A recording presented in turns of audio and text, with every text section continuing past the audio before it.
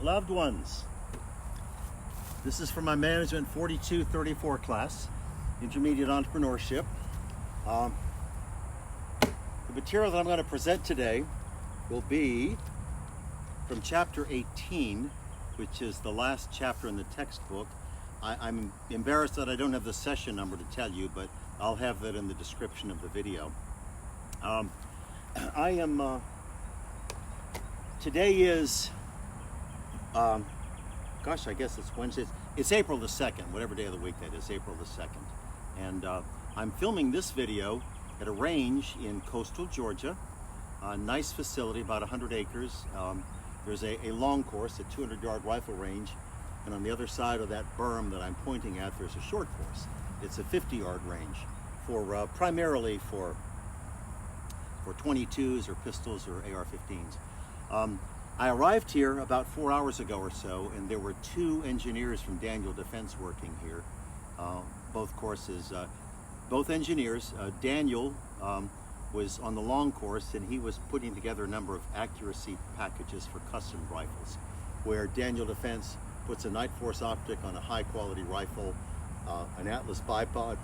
Daniel levels the scope, zeroes it, and gives the customer a target that shows him how accurate his or her specific rifle is. And Daniel had several of those packages to put together. Trey was on the short course. He was doing development with a new cartridge and rifle combination. He was doing something called a barrel burn. What Daniel Defense will do, what most companies will do, but what DD does is they'll build a rifle, prototypically when they're trying to launch a new project. They will then fire different types of ammunition through it to assess its accuracy potential. And when they find the cartridge and the load that the rifle prefers, that's a baseline. So let's assume that the rifle holds 3/4 of an inch group at 100 yards. That's just an assumption. So then they start a barrel burn. They will put 1,000 rounds through the barrel, and then they reshoot for accuracy. Now, of course, in that 1,000 rounds, they have protocols for cooling and cleaning and things like that. But every 1,000 rounds, they reshoot the rifle for accuracy. And what they expect, since these are mechanical devices, is at some point the accuracy will degrade. The rifle will become less accurate because the throat of the barrel has been eroded. It's worn out from the hot propellant gases each time a round ignites. And in my rifle, the 308, the barrel probably is good for 10 or 12,000 rounds. There are other rifles that push smaller bullets at higher velocities, and they may burn through a barrel in 5,000. So Trey was doing a barrel burn, and Daniel was putting together accuracy packages, and I filmed a video for my Principles of Management class. So every minute or so was punctuated by rifle fire. I loved it. You have to love this place. Norton is here with blasters and his people. So I'm in a good place. So we'll get to chapter 18 in a moment. But what I want to do as our off-topic presentation is you and I are going to spend some time in the physical sciences. We're going to talk about acoustics and to a lesser degree ballistics. Acoustics is just the science of sound, would you agree? The stereo systems in your vehicles or whatever. And ballistics is the science of a projectile in flight. And as it relates here, we're talking about bullets, the part of a round that goes downrange and impacts a target. So we're going to talk about both. So let me introduce you to my co-workers here. What you see on the bench, on the bipod, is a very, very fine long-range precision rifle. It started life as a Ruger precision rifle, but I wanted to improve it. So I replaced the barrel with a Bartline barrel, very, very high-quality match-grade barrel. I replaced the factory trigger with a 2-stage Timney. I put a Magpul PRS buttstock on it. It has an Atlas bipod, which is best in class, and a Night Force optics, 5x25 power scope, 56mm objective, first focal plane, zero set, just top of the mountain stuff. So this rifle is meant for long-range precision shooting, 800 to 1,000, 1,200 yards. What I'm going to do is I'm going to do a short demonstration. I'm going to touch off 2 rounds. The first round is going to be literally, this is a match round. This is ammunition that I hand load, and it hand loaded to very, very high standards of consistency and accuracy. This round in my rifle will hold 3/8 of an inch at 100 yards, 5 rounds all day long, and that's really probably as good as I can shoot, actually. I have one rifle that's a bit more accurate, but So this is a match round. If I had to go to war, this is what would be in my range pack. This round is supersonic. This cartridge pushes 175 grain Sierra Match King at about a little bit over 2,500 feet per second. The speed of sound is 1125 feet per second. So this bullet, when it leaves the muzzle of the rifle, when it leaves the end of the barrel, it's traveling a little more than 2,500 feet per second, and it's supersonic. So let me put on ears and eyes. I'm going to touch off one round just so that you hear a supersonic round leaving the barrel of a precision rifle. Won't take long. You get your ears and eyes on, okay?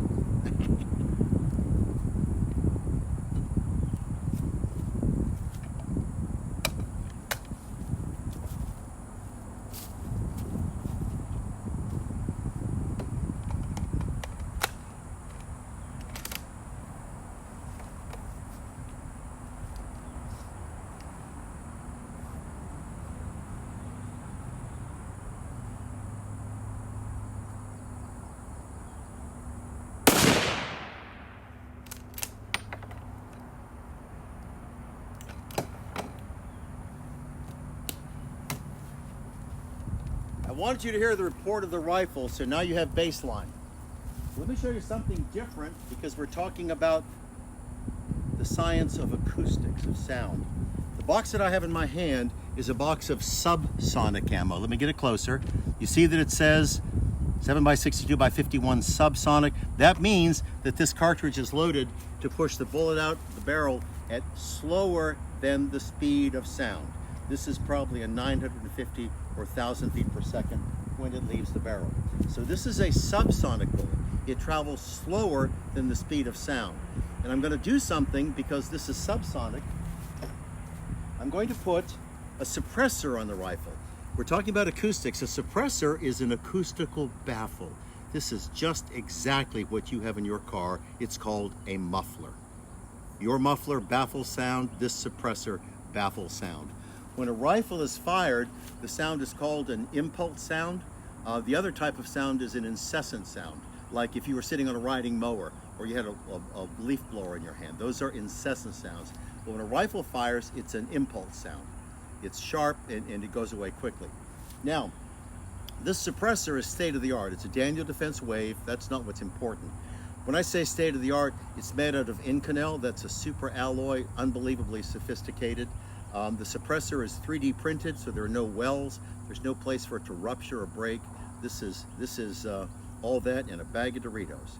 So this suppressor baffles sound. It reduces sound, and this one will drop the sound probably 40 decibels. And the significance of a suppressor is that when the sound is reduced that significantly, it no longer damages human hearing. We can shoot without any risk of losing a hearing loss. So let me get the suppressor on. It just literally screws onto the end of the barrel, and then there's a locking collar. Suppressor is in place. Now, I'm going to take one of these subsonic rounds, the ones that are meant to travel slower than the speed of sound, and purposefully, I'm going to touch this round off with no hearing protection, because it's safe. And that's what we're studying right now, acoustics, the science of sound. So, you do not need to have ear or eye protection for this. Same rifle, same shooter, same day, different cartridge.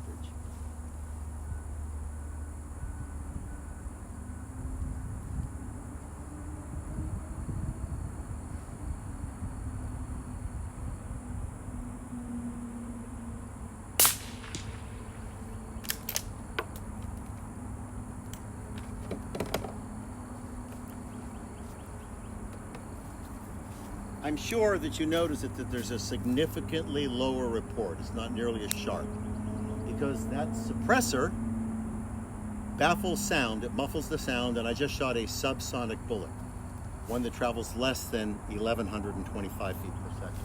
So that is our lesson in the science of acoustics.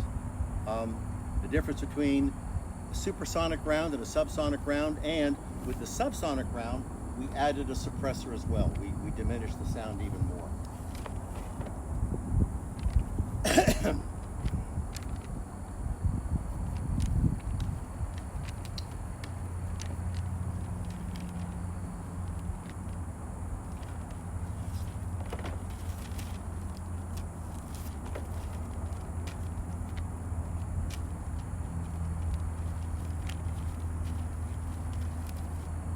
So now we're in chapter 18.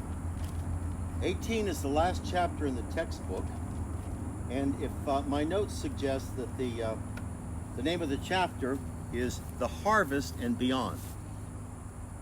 Everything we've talked about thus far that has been related to the textbook has been to talk about identifying an opportunity, developing a strategy, forming a venture team, marshaling resources, launching, growing, building, financing, all the things that have to do with startup and growth.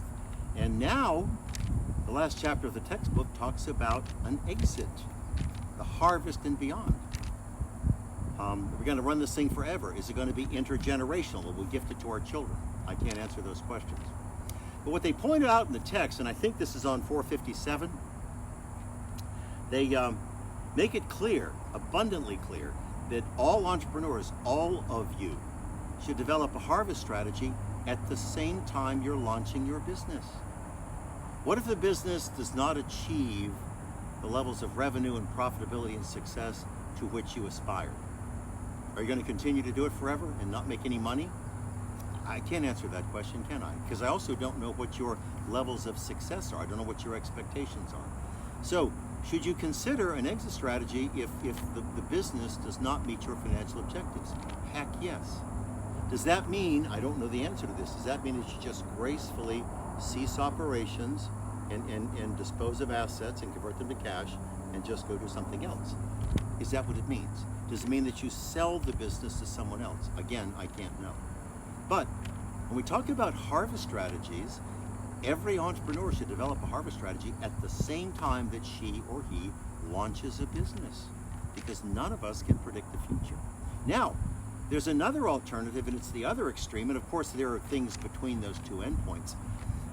I started by talking about a business that doesn't meet your goals, it doesn't meet your expectations. And the question is, should you make a graceful exit? Could you continue to invest time and money and talent and energy and grow it and perhaps get it to the point that it meets your expectations? You could. You could. But the other extreme is it's brilliantly successful and you want to do something else. You're late in life, you want to gift it to your children, you just have a hunger that you want to go do something else, whatever that may mean. So you want to exit that business. And if you enter another one, great. If you don't, that's your call too.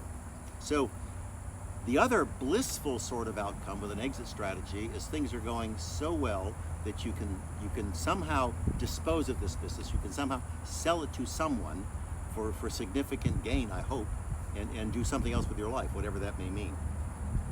So your exit strategies should be fluid, they should be adaptive, but they should be in place on day one. When you launch the business, you should have a keen sense for when you will get out, under what circumstances, and even in some cases, why. Why would I get out? Do I wish to do something else? Do I not want to work 7 days a week? For example, I know people who have gotten quite wealthy at running Subway shops. I wouldn't want to be a Subway franchisee because I don't want to make sub sandwiches 16 hours a day, 7 days a week, and that's pretty much what it takes. Now, if I could have 7 or 8 of them successfully, that's a different thing, isn't it? That's a very robust business. But my point is that I don't want to work 7 days a week, 16 hours a day, making sandwiches to simply earn an income. I think there are other paths that I would find more attractive. So we talk about this notion of exit strategies. They should be fluid, they can change, they should be adaptive, but you ought to have exit strategies from day one, from the very inception of your business. And again, it could be because you're disappointed, it could be because you're overjoyed, it could be anything in between. So what the text talks about for the next several pages, by the way, I want to mention this, 2 things actually. The first is, I plan to do this. I plan to film one of these classes from the range. I chose today for 2 reasons. One, the weather is absolutely glorious. I don't know what the temps are, but I'm here in a t-shirt. Sunshine, no bugs, it just could not be better. And I'm here with my people. Now, Trey and Daniel have left. They had to go back and do other types of work, but they've left the range. But I planned on filming one of our classes from this range facility. But for you, because you are special people, I had something much more elaborate in mind, believe me. But I didn't have the opportunity to pull it off. I filmed one class. I shared the range with those two engineers from Daniel Defense, and it's not late in the day. It's about 3:30, I guess, when I started this, but I have to be sensitive to time. So I simplified the out of context thing to that short study on the science of acoustics, supersonic versus subsonic, and the suppressor thrown in as well. So my point is that this was purposeful. I planned to make a presentation. I told you one of the reasons I chose today was that this is weather dependent. Anything outside has some dependency on weather. But the other thing that's true is, I don't know if I mentioned this at the start of the filming, but today is 2 April, it's the 2nd of April. Tomorrow, we, the state of Georgia, go into some sort of a lockdown. We have some sort of a shelter-in-place order from the governor, and I will honor it. I haven't read the order, so I don't know what the exceptions are. I hope that you can go to the range and shoot. I hope that that's one of the exceptions. I don't know. But you see my point. For the next 10 days, the entire state is in some sort of a lockdown. And I have complete freedom today, and I won't have complete freedom tomorrow. So again, there were two things that I planned to do this. First of all, I hadn't chosen a date, but between the weather dependency and the fact that Georgia goes into a shelter in place tomorrow, made today the best time for me to do this. So when we talk about harvest strategies, how will I exit my business? There are 5 of them that the textbook introduces and develops, and I'd like to talk to you about each of them briefly. I also need to say this. If you look at my notes, the stuff at the top in blue Sharpie, it says 7 pages. Are you kidding me? That's all they gave me? I mean, this is pretty thin, pretty darn thin, which is why I planned this elaborate shooting thing, but I wasn't able to pull it off because, again, I had to share the range. So the first path that they talk about in terms of exiting is something that is it's a creature of tax law, and it's called an ESOP, E-S-O-P, Echo Sierra Oscar Papa, ESOP. It means Employee Stock Ownership Plan. You would be astonished to find out how many companies, big and small, have ESOPs in place. What the ESOP does, because this is a creature of tax law says that if you, the company, set aside a portion of profits, a portion of your net earnings, and you set it aside for employee stock, you dedicate that stock to some fund, then that's a deductible contribution. So what you're doing is you're taking profits, and instead of just enjoying them, spending them, paying yourself a bigger salary, you're dedicating them to this fund that buys stock for your employees, and of course that means you're not taxed on whatever that portion of your earnings you contribute, you allocate to the ESOP, and the employees, based on their choices of how they want to participate, can earn stock. In fact, I'm virtually certain what I'm about to say is correct, but I haven't verified the numbers for probably 2 years. Walmart, the big retailer, has about 500,000 active employees, people that make 12, 14, 15 bucks an hour, who are millionaires because they're long-term employees. They've been with a company 20, 25 years. They decided to participate in this employee stock ownership plan in the early stages of their employment with Walmart. And every year, Walmart has taken some of its profits and put it into this fund, and these people have chosen to participate, whatever that may mean. And the point is, literally, Walmart has 500,000 active hourly employees who probably make less than $30,000-$35,000 a year, who are millionaires because they participated in this ESOP. Now, when they retire, the stock is theirs, isn't it? They get to keep the stock portfolio. They can sell a few thousand shares every year. They can do whatever they want to do. But the point is, Walmart has 500,000 active employees who are millionaires because they participate in this ESOP thing. So that's a legitimate exit strategy. What you're doing is you're selling your stock to the company, sort of, and it's just wonderful in every dimensions.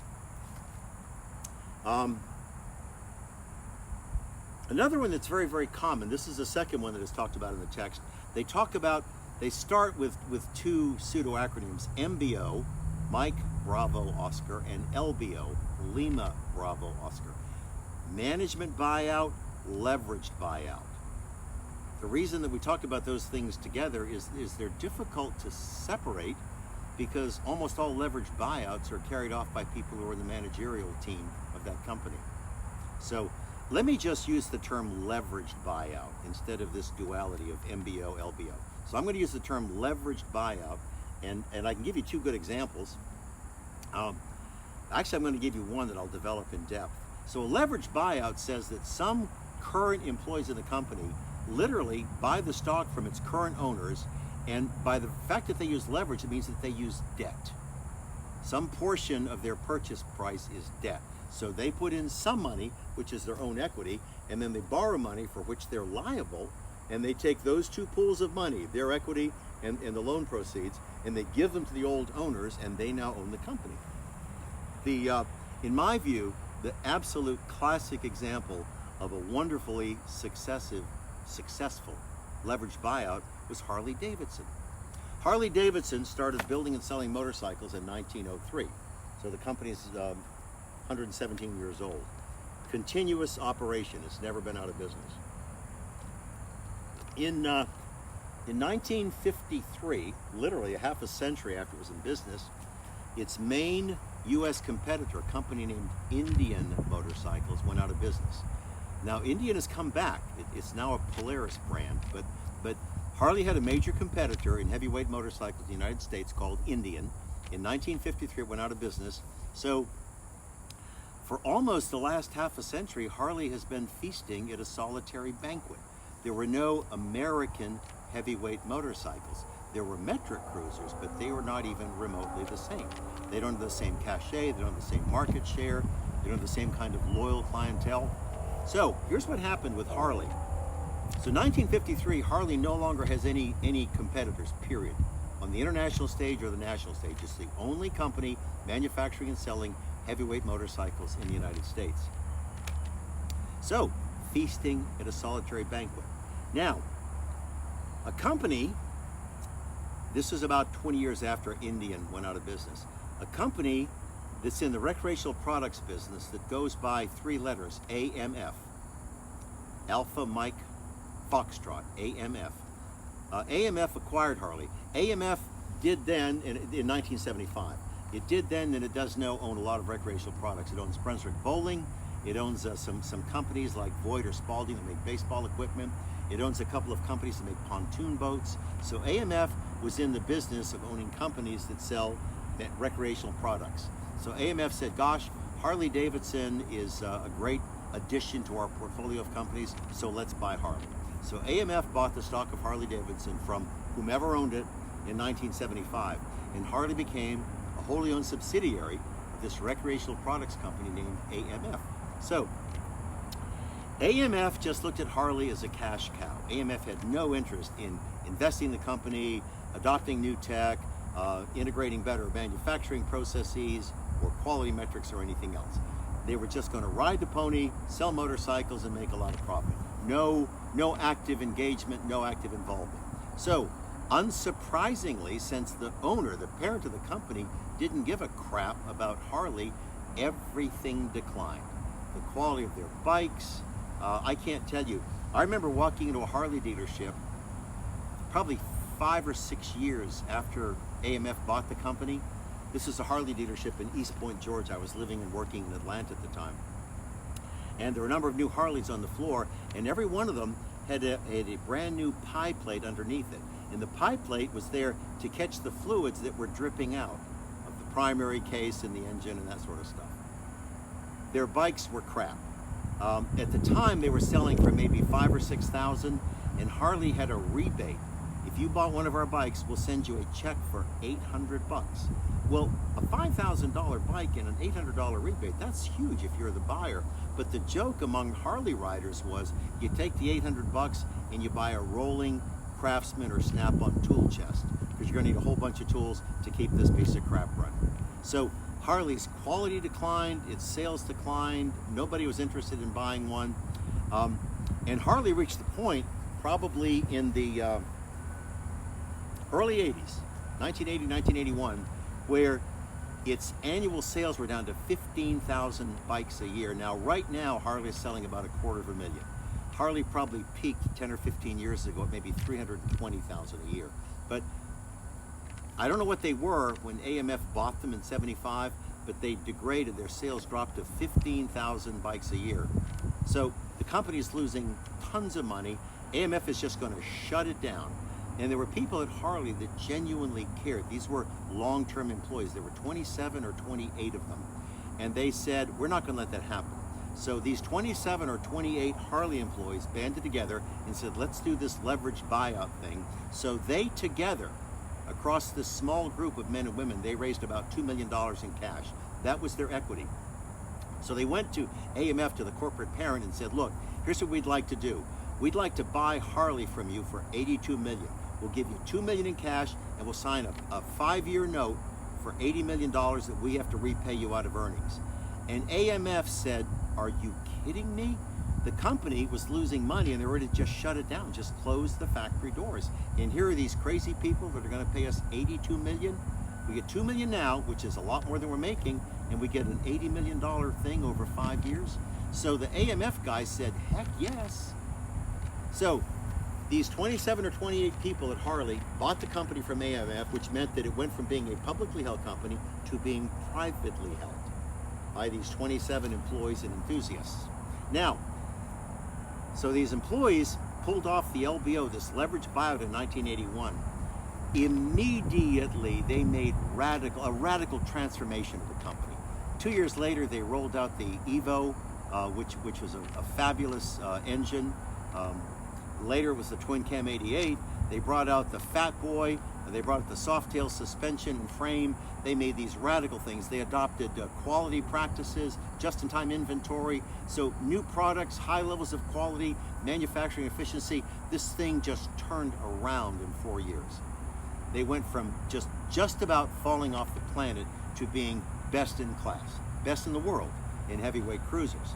So remember that the 27 folks bought Harley and took it private in 1981. 4 years later, in 1985, the company went public. It had an initial public offering. I do not remember the size of the offering, but it would have been millions and millions of dollars, hundreds of millions at least. And again, I could easily research it, but I failed to for this presentation. So 4 years after these 27 employees did the LBO, they took it public. And let's say they got $500 million, which is probably the bare minimum. They paid off the $80 million loan, right? Now they got $420 million to reinvest in the business. So Harley Davidson, to me, is a prototypically perfect example of a leveraged buyout. Just a few employees threw in some money, their equity. They used debt. That's where the leverage part comes in.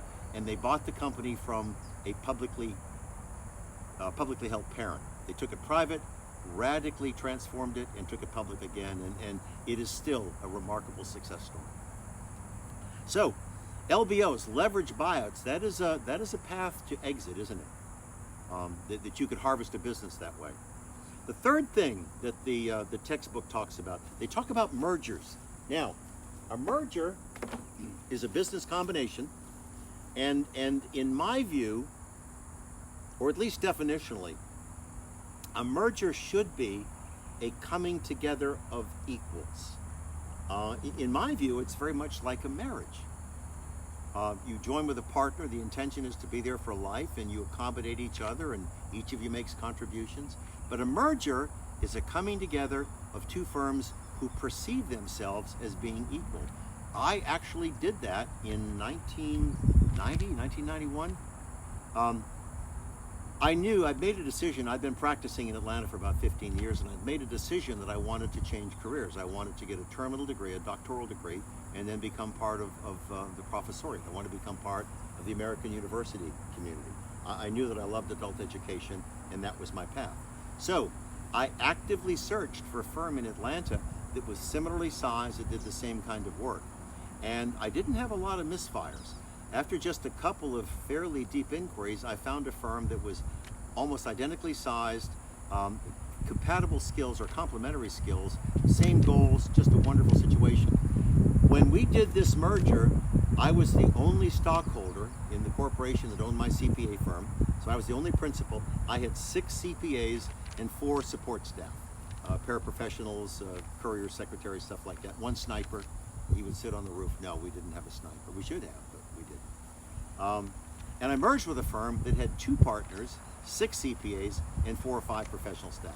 So post-merger, we were 3 partners with undivided equal interest. We each owned a third interest in the business. We had 12 professional staff, and I moved my practice from Roswell to Vinings, and some of my staff just simply didn't want to make that move. It was a different commute, different traffic patterns, and they had choices. So we ended up with 3 partners, 12 CPAs, and 4 or 5 professional staff. But my point is, it was a merger of equals, firms that were substantially identical on many dimensions. There was no imbalance. So experientially, I've done one merger of my own. I've also worked with clients, but I want to give you an example of a merger that was just a train wreck. I've forgotten when this happened. My recall is that it would have been maybe in the early or middle 80s. I should have researched this, and I apologize. A number of years ago, Daimler-Benz, the company that is a German firm that makes Mercedes and other things in the automotive world, merged with what was then the Chrysler Corporation, which was in Auburn, Michigan, close to Detroit. And this was supposed to be a coming together of equals, supposed to be, because it was a merger. Here's what it looked like as an outsider. I'm looking in and I see that Chrysler makes down market cars, but it's got a huge presence in the North American market. Mercedes has almost no presence. They just have the tip of the iceberg stuff with luxury cars. And Mercedes, rightly or wrongly, or Daimler-Benz, was regarded as a firm that possessed engineering excellence. So here's what the Chrysler team thought. They thought, gosh, if we link up with Mercedes, we'll get all kinds of tech. We'll get powertrains and onboard electronics and stuff like that. And Mercedes said, if we merge with Chrysler, we don't have any overlap. We don't both sell minivans. We don't both sell four-wheel drive pickup trucks. Chrysler occupies different segments than Mercedes. So if you look at that, there's no overlap of competing products, and there seems to be, what Daimler-Benz got out of this was a major entry into the North American market, and what Chrysler got out of it, they thought, would be engineering excellence. So if you're an outsider looking in, this merger between Daimler-Benz, the German company, and Chrysler, the American company, just looked like a marriage made in heaven. Well, it turned out that it wasn't. Again, mergers supposedly are a combination of firms that perceive themselves as being equal. But when they created this new company, which was named Daimler-Chrysler, a clear combination, when they created this new company, Daimler-Benz was worth significantly more than Chrysler was in terms of the market value of the stock. So it turned out that when they merged, the German company had basically a 2/3 ownership interest. So what happened was the people at Chrysler were taking all their marching orders from Stuttgart. Germans always yell at you. I don't know why they do that. I taught in an MBA program with German students, and they could be a foot away and they would yell at you. What's your name? Dieter! Dieter, I'm right here. So the Chrysler engineers and stylists and marketing people said, wait a minute, we didn't join this firm to be dominated by people on another continent who don't understand our market, our culture. So there was this exodus of talent from Chrysler. All the people said, I'm not going to subordinate my judgment to those people. And in this situation, what was Daimler-Benz was the dominant merger partner, because they own much more of the stock, so they could control everything. Board of directors, operational decisions, the whole deal. So though it looked like an excellent combination, the fact that it was not a merger of equals, the fact that you have a dominant merger partner and a subordinate merger partner, literally torpedoed it. And a few years later, maybe just 6 or 8 years later, the experience was so dismal that Daimler-Chrysler sold something like 90% of the Chrysler division to a venture capital fund named Cerebus. And it was a several billion-dollar transaction, but Cerebus ended up owning like 90% of Chrysler, and then sadly, within a year or two, we hit the recession of 2008, and both Chrysler and General Motors went into bankruptcy. And the company that came out was acquired by Fiat. And interestingly, this was not a merger, this was an acquisition. Fiat paid money to buy Chrysler out of the bankruptcy courts. So Fiat now owns 100% of what used to be Chrysler. The company is now called Fiat Chrysler Automotive, FCA, But Chrysler is just, it's a vestigial piece of the company. They still sell stuff in the States, but Fiat's the big dog. And again, that's actually useful because it's an acquisition, but what I wanted to share with you is a merger is meant to be a business combination where two firms who perceive themselves as equals join. To my view, it's almost like a business marriage. It's not a dominant subordinate thing. However, if you have this coming together of firms and there is a dominant merger partner, they tend to be just terrible experiences. In my view, my merger experience was pretty good. It accomplished exactly what I want. I was part of this merged firm for 2 or 3 years, and then I said to my clients, and my partners knew this when we did this, they knew that was my motivation. I said my motivation for this merger is in a couple of years I'm going to leave public practice, go to grad school, and then become a college professor. So my partners knew it before we merged. They knew that that was my motive. But about 2 years after the merger, I just sent a letter out to my clients and said, y'all, I'm going to gracefully leave public practice. I'm leaving the practice to my partners. I'm going to go to grad school and become a college professor and be stinking rich. Yes, I'm going to be stinking rich. So, merger is a business combination. New topic, new path, acquisition. I want you to understand that, in my view, an acquisition is often a brilliant exit strategy. Many companies literally launch and grow themselves with the intention of being acquired by somebody bigger. Y'all, I am convinced that that's exactly what Elon Musk's, I think that's his play with Tesla. I could be wrong, and we'll know soon, won't we? But my sense is that Musk simply wants somebody with almost limitless funds like Apple or Google's parent or somebody like that to say, look, Elon, stop smoking dope on television. Tell us how many billions you want for the company and we'll buy you.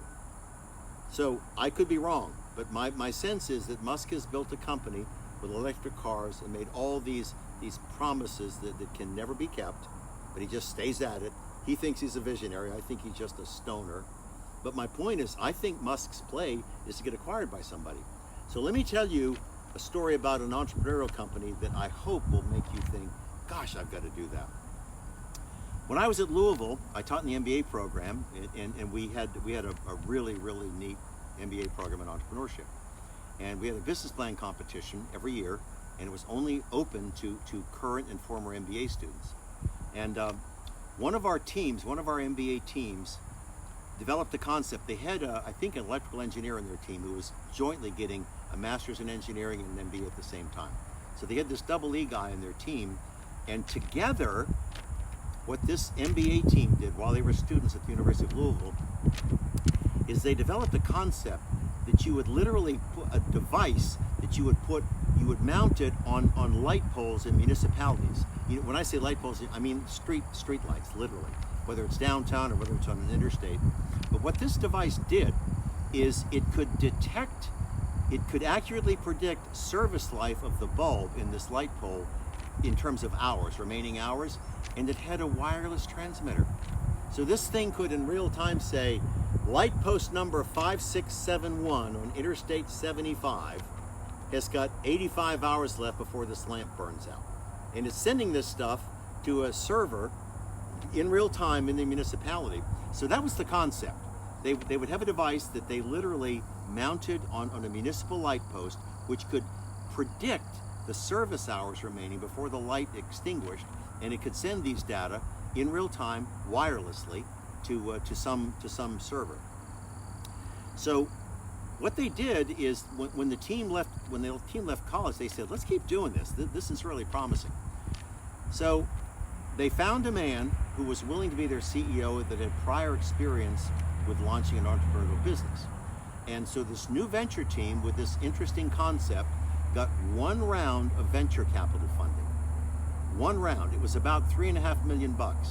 And with that $3.5 million, they were able to build out 4 beta sites. They did them in 4 metro areas. I know Los Angeles was one. I don't remember the other 3. Let's say it was LA, Chicago, Boston, and Atlanta. I don't know. The only one I know factually from memory is Los Angeles. But they put these devices in these 4 metro areas as a pilot project. And they said to the municipalities, they said, this costs you nothing. Give us feedback, let us monitor what's going on. So the point is that this stuff was very successful. It did precisely, excuse me, goodness, it did precisely what they expected it to. And General Electric, a huge industrial company that has a lighting division, learned of this because they're aware of what goes on in their markets. And they came to the company and they said, we, GE, would like to acquire you. We'd like to buy your company. And here's the short version. General Electric bought this startup venture that was only 2.5, 3 years old, 1 round of venture capital funding for $3.5 million. GE bought the company for $900 million. Now that's almost as much as I make in a semester. It's not quite, but it's almost as much as I make in a semester. But you see my point? This notion about acquisition, a lot of smart people launch and build a company, and their exit strategy is not to go public, because that way you have all sorts of regulatory agencies overseeing you and the public, and you've got activist shareholders that want you to stop smoking dope or whatever they want you to stop doing. And so instead of going down that path of being a publicly held company, they say, the heck with that, let's find somebody big in our industry and become an attractive target for them. So acquisition is a crazy good exit strategy. And in fact, it's one that many young companies adopt deliberately. Musk did that. The reason that Musk is a wealthy man is with a partner, he built PayPal. And he sold PayPal to, was it eBay, I guess? But when he sold PayPal, it was for $2 billion. And that was his seed money to launch Solar City and Tesla and to buy his dope and whatever else he does. He has 5 illegitimate children. I'm not sure if he's ever been married, but he has 5 sons and he's not married, and that's kind of sad. So, the last one, the 5th of the exit strategies that they talk about in this text is an IPO, initial public offering. What that means is you take your company public. You go from being a privately held firm to a firm whose stock is traded on a public exchange, whether it's NASDAQ or the American Exchange or the New York Stock Exchange or the DAX in Germany or the Nikkei in Japan. But your company is no longer privately held. You now have a board of directors, you're accountable to the SEC and a whole bunch of other people. But the point is that a successful IPO will generate billions of dollars. When I was at Louisville, UPS had its first ever IPO. The company was probably 90 years at the time. But UPS at its first IPO, it sold 10% of the stock of the company, and it generated $6 billion. There have been so many companies that have just had IPOs in the hundreds of billions, just stunning. Snap and Alphabet, the Google parent, and Alibaba, which is essentially Amazon's counterpart in China. There are many, many IPOs that have just been stunning amounts of money. So the point is, the IPO gives the company hundreds of millions or billions of dollars to invest, to roll out new products, to build new facilities, to hire staff, to get me a new gun, whatever they might want to do there. So the unfortunate thing is, in the United States, the number of IPOs, because it is so difficult to become an attractive candidate for an initial public offering, and it's incredibly expensive and unpredictable, that we only have between maybe 50 and 85 or 90 companies a year that go public in the United States. So the truth is, it's a microscopically small percentage. In fact, right now, I think the total number of publicly held companies that are domestic to the U.S., whose stock is listed on any exchange, I think it might be something like 3,600, 3,600. And there are probably 750,000 companies in the U.S., but 3,600 of them are publicly held. So it's not a place for everybody, but it's a crazy good exit strategy, and that's what a lot of new ventures aspire to do, and that is build this company, grow it, take it public, and then do something fun with the money. So I've done the best I can with the 7 pages that Spinelli and Adams gave me. Guys, I thank you for your patience, I do. I love you, I miss you.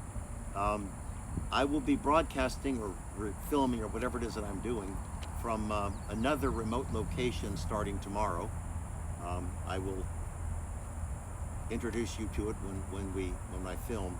So I'm going to close with asking you the question that is out of domain. Earlier this afternoon, I told you what the speed of sound is in feet per second. What would that be?